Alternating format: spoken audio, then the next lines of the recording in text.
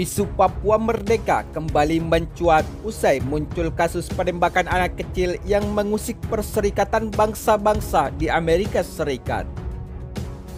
Berdasarkan sumber media informasi tersebut, persoalan ini semakin memanas usai Benny Wanda, memimpin gerakan pembebasan Papua Barat Bersatu atau United Liberation Movement for West Papua, mendeklarasikan pemerintahan berada di dalam pengawasan di Inggris saat ini.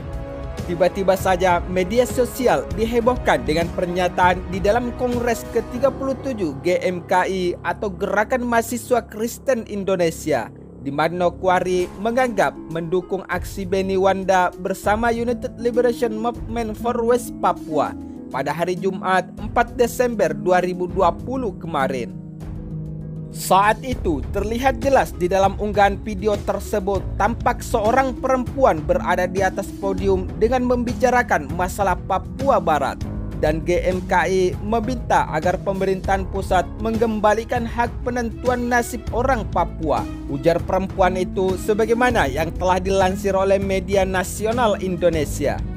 Sebelumnya, wanita yang mengungkapkan pernyataan sambil berorasi tersebut yang menyinggung jika dialog terkait dengan kemerdekaan Papua Barat yang diinisiasi oleh Perserikatan Bangsa-Bangsa harus segera didukung oleh pemerintahan Indonesia saat ini. Selain itu, di hadapan para pimpinan dan peserta kongres, perempuan tersebut mengatakan jika pernyataan ini berdasarkan hasil diskusi panitia khusus atau Pansus GMKI Indonesia. Apa yang saya sampaikan di sini tidak ada tambahan maupun kurang, karena ini merupakan aspirasi teman-teman yang ada di Pansus. Saya menghargai sehingga semuanya saya bacakan, ujar perempuan tersebut. Selepas melakukan pidato, acara tersebut ditutup dengan yel-yel Papua Merdeka yang dibalas oleh sorakan dari peserta kongres. Namun, unggahan dukungan GMKI tersebut langsung dijawab dengan sebuah video klarifikasi dari pengurus GMKI yang di dalamnya terdapat Ketua Umum Badan Pengurus GMKI, Demisioner Cornelis Galanjinjinai, Ketua GMKI Jeffrey Goltom, Ketua Panitia Kongres GMKI ke-37 Abner Jitmau, beserta Wakil Ketua Panitia Kongres Mandel Penu. Di dalam klarifikasi tersebut, Cornelis menegaskan jika semua yang tersebar di media sosial itu tidak benar. Menurutnya, ia menegaskan bahwa pernyataan perempuan dalam potongan video kongres bukanlah kesepakatan dari seluruh anggota GMKI saat itu.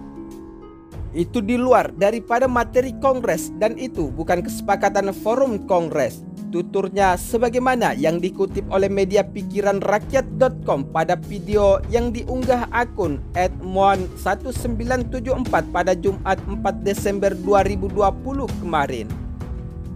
Di dalam pernyataan terakhirnya, GMKI menyatakan jika sama sekali tidak mendukung Papua Merdeka dalam Kongres GMKI yang ke-37 di Manokwari, Papua Barat.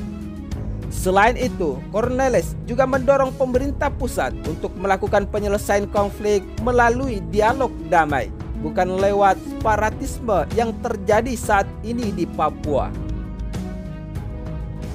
Memang tidak bisa dipungkiri jika situasi di wilayah Indonesia Timur saat ini telah menjadi wilayah yang rentan akan terjadinya referendum sebab pasca pemberontakan yang semakin menjadi-jadi sejak di tahun 2019 hingga 2020 ini, anggota separatis atau kelompok KKB, OPM, dan TPNPB belum bisa dibubarkan oleh pemerintah Indonesia.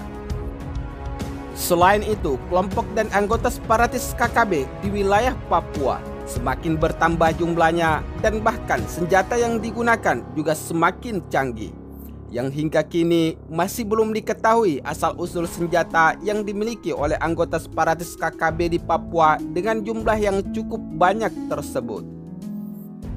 Bahkan tidak cukup hanya sampai di situ saja, sebab saat ini beberapa negara juga telah ikut campur terkait situasi atau pemberontakan yang dilakukan oleh anggota separatis KKB terhadap anggota TNI dan Polri serta masyarakat Papua sendiri dengan berdalih tentang pelanggaran hak asasi manusia.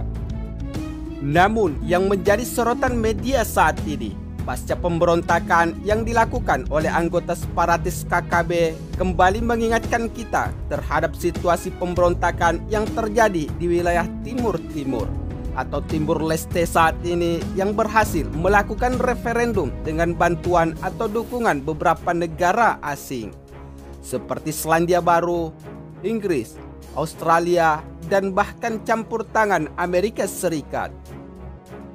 Namun, tentunya peristiwa tersebut telah membuat pemerintah Indonesia untuk terus berhati-hati dengan melakukan tindakan secepat mungkin. Walaupun Kepala Penerangan Komando Gabungan Wilayah Pertahanan atau Kogab Wilhan III TNI yaitu Kolonel Suryastawa sempat menyatakan jika saat ini situasi dan kondisi di wilayah Papua Barat dan Papua cukup kondusif.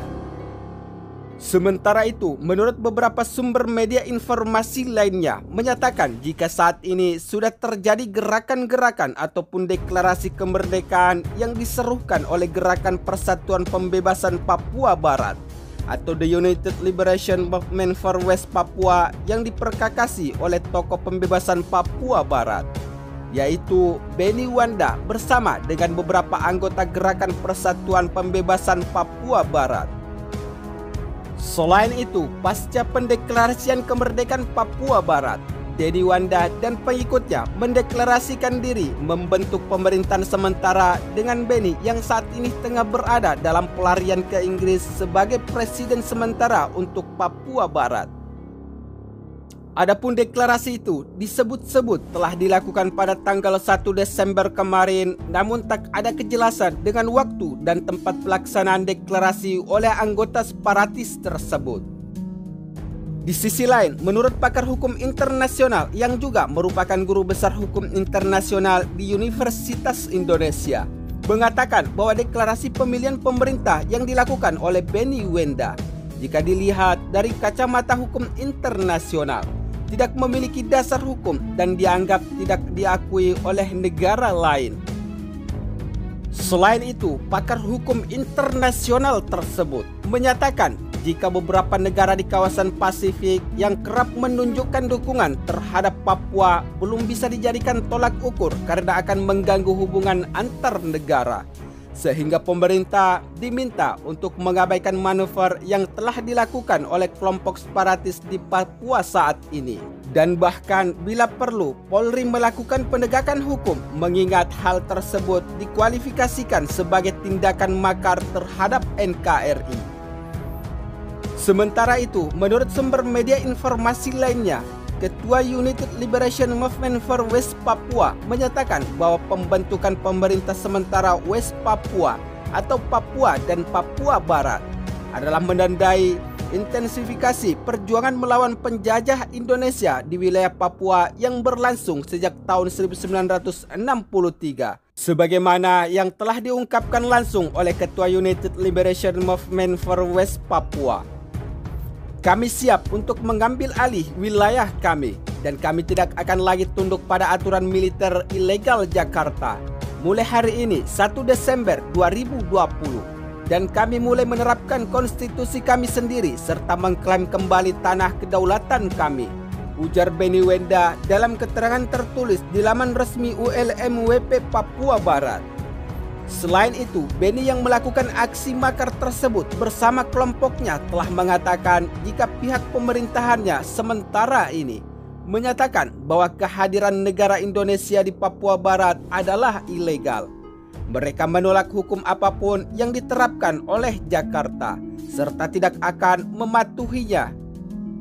Sementara itu, Wenda dan jajarannya juga telah menolak perpanjangan Otsus Papua bersama dengan para pimpinan gereja Protestan dan Katolik, kelompok masyarakat, dan 102 organisasi yang mendukung petisi massa menentang pembaruan otonomi khusus Papua di tahun 2020 ini. Menurut oknum yang mendeklarasikan diri sebagai presiden sementara Papua Barat dan Papua, saat ini mereka memiliki konstitusi, hukum, dan pemerintahan sendiri sekarang. Maka saatnya negara Indonesia angkat kaki dari Papua. Selain itu, Benny juga menyatakan keyakinannya jika ada 3 hal yang menjadi dasar gerakan mereka, seperti pemerintahan sementara dibentuk untuk mencapai referendum dan Papua Barat merdeka. Republik Papua Barat memiliki masa depan akan menjadi negara hijau pertama di dunia. Dan kerusuhan selama berbulan-bulan telah memperkuat tuntutan mereka untuk kemerdekaan Papua Barat. Selanjutnya, konstitusi sementara yang baru memusatkan perlindungan lingkungan, keadilan sosial, kesetaraan gender, dan kebebasan beragama, serta melindungi hak-hak para migran Indonesia yang tinggal di Papua Barat. Konstitusi menetapkan struktur pemerintahan, termasuk pembentukan Kongres, Senat, dan cabang yudisial, kata Benny Wenda yang juga menjadi presiden pertama pemerintahan sementara Papua Barat. Selain itu, pemerintahan baru yang sedang menunggu bertujuan untuk memobilisasi rakyat Papua Barat untuk mencapai referendum kemerdekaan. Setelah itu, akan mengambil kendali wilayah dan menyelenggarakan pemilihan umum yang demokratis. Sebab Papua Barat menganggap jika represi Indonesia saat ini membuat pemilu menjadi tidak mungkin. Namun, jika kita melihat aksi pergerakan yang secara perlahan-lahan dengan ditunggangi beberapa oknum untuk menghasut masyarakat Papua, tentunya mengancam wilayah kedaulatan Negara Kesatuan Republik Indonesia. Sebab untuk melakukan referendum, salah satu syaratnya adalah dengan jumlah penduduk yang harus dipenuhi oleh negara yang ingin melakukan referendum atau kemerdekaan dari negara lain.